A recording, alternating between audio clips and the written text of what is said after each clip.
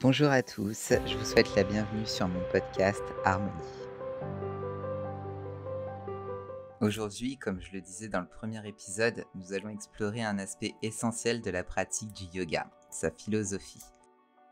Le yoga ne se limite pas uniquement à des postures physiques, il est également une voie spirituelle et un système de pensée profondément enrichissant. Le yoga trouve ses racines dans les anciennes écritures indiennes, dont les Yoga Sutras de Patanjali. C'est ce que nous allons voir aujourd'hui. Les Yoga Sutras de Patanjali sont considérés comme une référence fondamentale. Ce texte, écrit il y a plus de 2000 ans, offre un guide pratique pour atteindre l'union du corps, de l'esprit et de l'âme. L'un des concepts clés du yoga est celui des 8 membres ou Ashtanga. Chaque membre représente une étape sur le chemin de la réalisation personnelle et de la connexion à notre véritable essence. Commençons par les premiers membres, les yamas et les niyamas. Les yamas sont en quelque sorte un code de conduite en société. Ils indiquent quelles sont les règles que l'on doit respecter dans notre vie sociale. Il y en a 5. Ahimsa, la non-violence envers tous les êtres vivants. Satya, l'expression de la vérité. Asteya, l'absence de vol ou de convoitise. Brahmacharya, la modération dans tous les aspects de notre vie. Aparigraha, le détachement des biens matériels. Les yamas, c'est la recherche de l'harmonie avec le monde extérieur. Ce n'est pas un hasard si on retrouve ces concepts dans la plupart des spiritualités.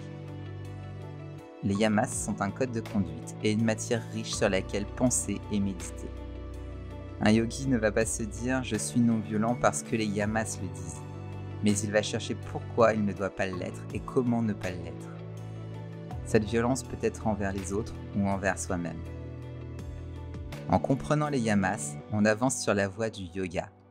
Les yamas sont une matière fertile qu'un yogi cultivera jusqu'à son dernier souffle. Les niyamas sont le code de conduite envers soi-même. C'est ce que l'on doit faire. On peut utiliser l'apostrophisme de Nietzsche « deviens qui tu es ». Les niyamas sont une discipline pour se purifier et se libérer afin de retourner à son soi. Pour y parvenir, il faut développer les 5 vertus suivantes. Socha, la purification physique et mentale. Santosha, le contentement et l'acceptation de ce qui est. Tapas, la discipline et la persévérance. Svadhyaya, l'étude de soi et la connaissance de notre nature profonde. Ishvara Palindana, la confiance en une force supérieure ou la dévotion. En pratiquant les yamas et les niyamas, nous cultivons des qualités éthiques, nous élargissons notre conscience et nous harmonisons nos actions avec notre être intérieur. Le troisième pilier, les asanas, sont les postures de yoga. C'est sans doute ce que nous connaissons le plus parce que c'est ainsi que le yoga s'est installé en Occident au XXe siècle. Si certains en doutent encore, le yoga n'est pas une discipline sportive, mais bien une discipline spirituelle qui s'intègre dans un cheminement global. Quatrième pilier, le pranayama. Les exercices de respiration sont bien évidemment un des piliers du yoga. Le yoga, dans sa philosophie, n'oppose pas le corps et l'esprit. Le pranayama permet de travailler sa respiration physique, mais aussi énergétique en libérant et en équilibrant les vayus. Les 4 premiers ashtangas sont appelés les Bahiranga, ou le yoga intérieur. Ce sont les 4 piliers du Hatha Yoga. Ensuite vient le 5e ashtanga, qui est le lien avec les 3 derniers ashtangas. On les appelle l'antaranga, c'est-à-dire l'anga ou ashtanga intérieur. Le 5e pilier, pratyahara, est le contrôle des sens, pour qu'ils restent focalisés vers l'intérieur. C'est un art difficile, car c'est contraire à la nature de nos 5 sens, qui est justement d'écouter, de goûter, de toucher, de voir et de sentir le monde. Mais pour retourner vers soi, il faut apprendre à s'écouter, tout en évitant les pièges de l'ego. Quand on pratique le yoga, quelle que soit la discipline de yoga ou de méditation, le professeur vous dira toujours de ressentir l'air dans vos narines, le bout de vos pieds, les mouvements de vos muscles. On entend souvent l'expression un peu cavalière mais très éloquente « faire un scan de son corps ». c'est ressentir et prendre conscience de lui. Ce sont les bases du pratyahara. Sixième pilier, dharana, est souvent traduit par la concentration, mais ce serait plutôt le contrôle du mental. Il est évidemment directement lié à pratyahara.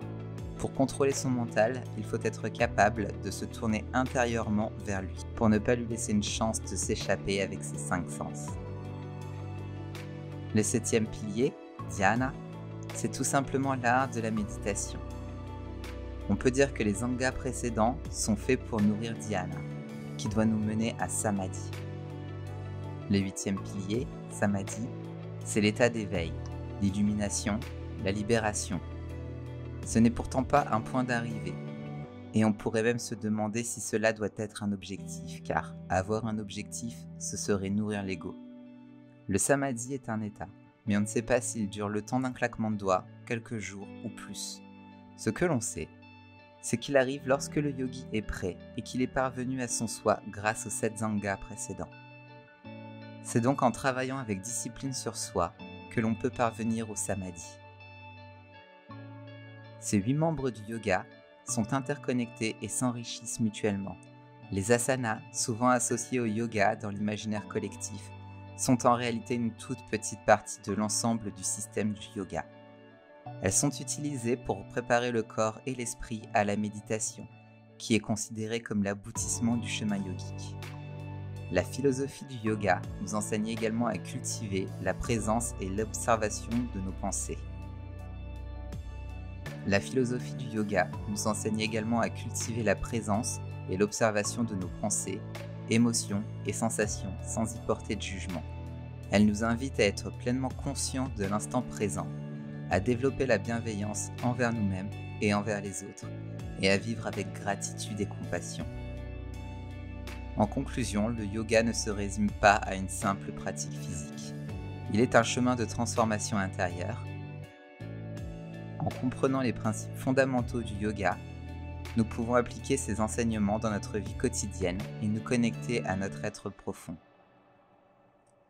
Je vous remercie pour votre écoute et j'espère que cet épisode vous aura permis d'avoir un aperçu enrichissant sur la philosophie du yoga. N'hésitez pas à méditer sur ces concepts et à les explorer davantage dans votre propre pratique.